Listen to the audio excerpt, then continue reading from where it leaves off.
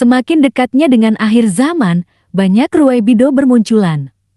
Gus Bah mencoba meluruskan kesalahan fatal kaum zalim berkedok agama yang memanipulasi tafsir surat Al-A'raf ayat 27 untuk menebar fitnah di dunia.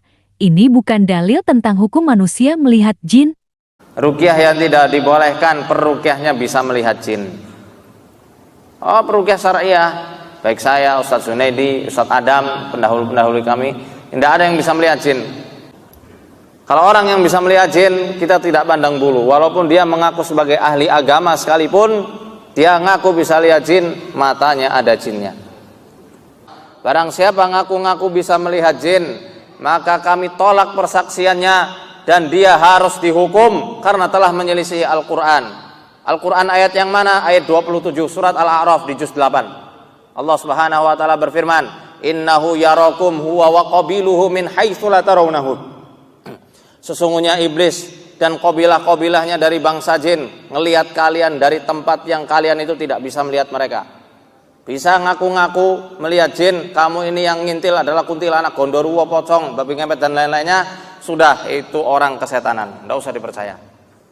Dalam Islam sendiri ini, dari agama saya sendiri, dalam Islam menyatakan jika ada seseorang yang mengaku bisa melihat jin atau hal goib secara bentuk aslinya, maka bisa dipastikan dia keluar dari Islam. Syahadatnya harus dipertanyakan lagi. Oke. Gitu. Bahkan setegas itu, mau kiai, mau ustadz atau siapapun itu yang ngaku bisa ngelihat jin, itu syahadatnya dipertanyakan. Tapi ini paling laris manis di Indonesia. Saya kasih ayatnya di juz 8 surat Al-A'raf ayat 27.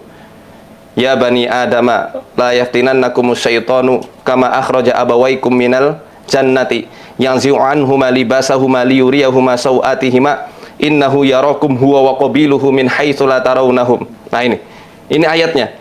Ayat yang jelas, wahai anak cucu Adam, janganlah kalian itu digelincirkan oleh setan. Sebagaimana dia telah menelanjangi ayah ibu kalian dari surga, ya, mengeluarkan ayah ibu kalian dari surga dan menelanjanginya ngambil pakaiannya.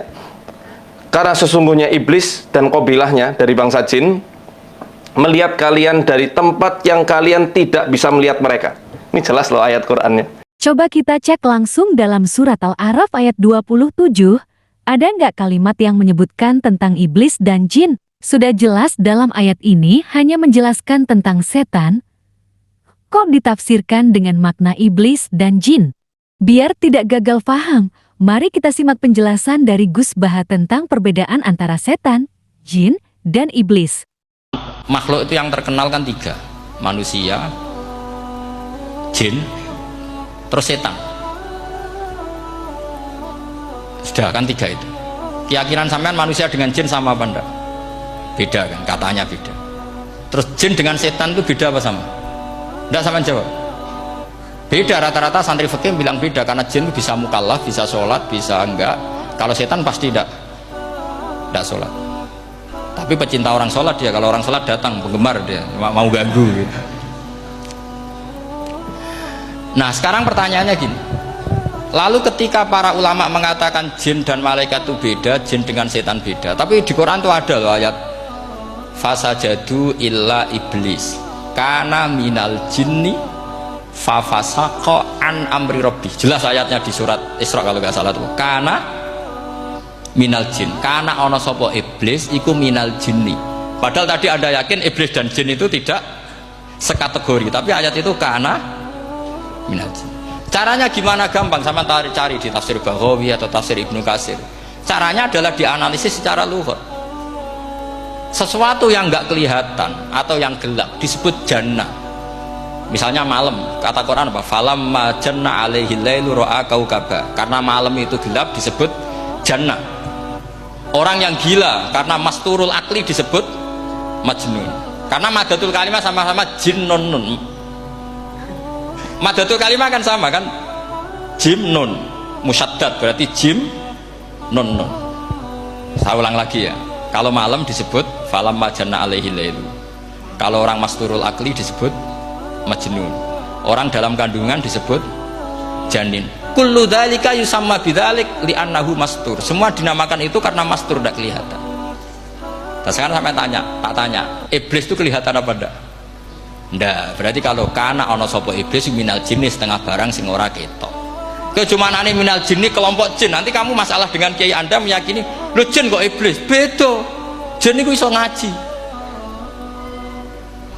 Ya gampang saja. Kalau jin yang sakolen ya jin yang bisa Islam bisa kafir. Tapi kalau kata jin yang dalam ilah iblis, kana minal jinni ay minal masturin. Faham yang saya maksud? Dari penjelasan dari Gus Bah dapat disimpulkan bahwa ada perbedaan antara setan, jin, dan iblis. Setan adalah makhluk yang diciptakan oleh Allah untuk menggoda serta menguji keimanan bangsa jin maupun bangsa manusia. Menurut sebagian ulama berpendapat bahwa setan adalah nafsu buruk yang dimiliki bangsa jin maupun bangsa manusia. Hal ini dijelaskan dalam Al-Quran Surat An-Nas ayat 4-7.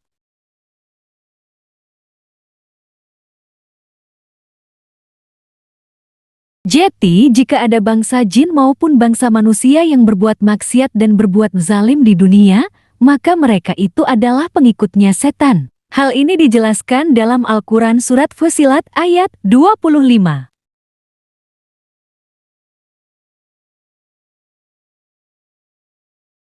Jin adalah makhluk selain manusia yang diciptakan oleh Allah, hanya untuk beribadah kepadanya. Hal ini dijelaskan dalam Al-Quran Surat Az-Zariyat ayat 56.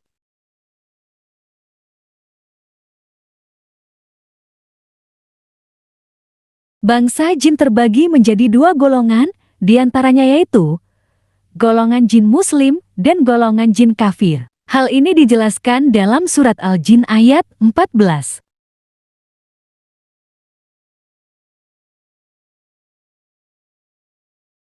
Iblis adalah nenek moyangnya bangsa jin yang sudah dilaknat sejak dari awal zaman penciptaan Nabi Adam karena durhaka kepada Allah. Iblis berbeda dengan jin kafir, karena jin kafir itu seperti manusia kafir yang belum beriman. Hal ini dijelaskan dalam Al-Quran Surat Al-Kahfi ayat 50.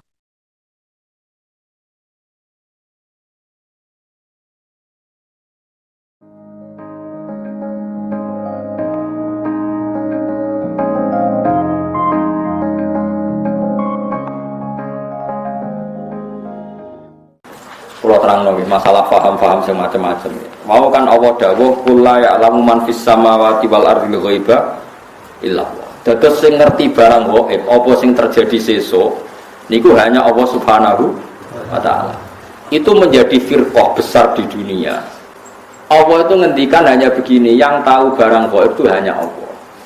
Oke, kita sepakat yang tahu barang gaib hanya Allah. Mestinya ditambah dan yang dimengertikan Allah dan yang cuma yang dimengertikan Allah itu ngertinya karena lagi-lagi karena diberitahu. Jadi keliru kalau ada orang ono wali kiai kok ngerti barang gaib, sing ora barang gaib mau apa tok itu benar, tapi Allah punya hak mengertikan yang diberi ngerti. Nah, sampean Islam asli, ngerti barang gaib tenan asli. Itu asli orisinil Mas, ya sesuai fitrah. Memang fitrah manusia itu tidak ngerti barang gaib. Tapi kamu nggak usah menafikan yang ngerti, itu tadi ya. Itu tadi Allah itu yang paling tahu alam gaib dan tidak memberikan yang orang-orang kecuali yang di. Ya boleh kalau yang di ya banyak. Nah tentu yang untuk Nabi mujma'alah karena ada hadisnya, yang untuk wali ada yang percaya ada yang enggak. Itu kan urusan masing-masing. Nah aku milih percaya. Jadi wali kekasih pangeran tetap sakit mawon. Wong inna wa ala kulli syai'in qadir, yang mustahil bagi Allah itu apa? Kan tidak ada yang apa? Mustahil. Jadi eling-eling ya. Jadi ayat sing teng surat namun tepat itu surat jin. Wae jasa nglikur di antara Allah mensifati zatnya apa? Alimul ghaibi fala yuzhiru ala ghaibi ahadan apa? Illa man irtadha bir rasul. Jadi Allah itu zat yang tahu barang gaib, sesuatu yang gaib. Dan barang gaib itu tidak akan dimengertikan ke sembarang orang illa man irtadha mir rasul. Jadi ada istilah kecuali orang yang diberi ridha Allah. Lah min rasulin itu min bayannya termasuk rasul. Jadi ketika ulama min rasulin itu bukan hasr hanya rasul dah, termasuk yang diridhoi itu diantaranya min rasulin. Jadi ada kemungkinan tidak rasul kalau dekat Allah diberitahu. Paham ya? Jadi bukti bahwa tidak harus Tidak harus Rasul.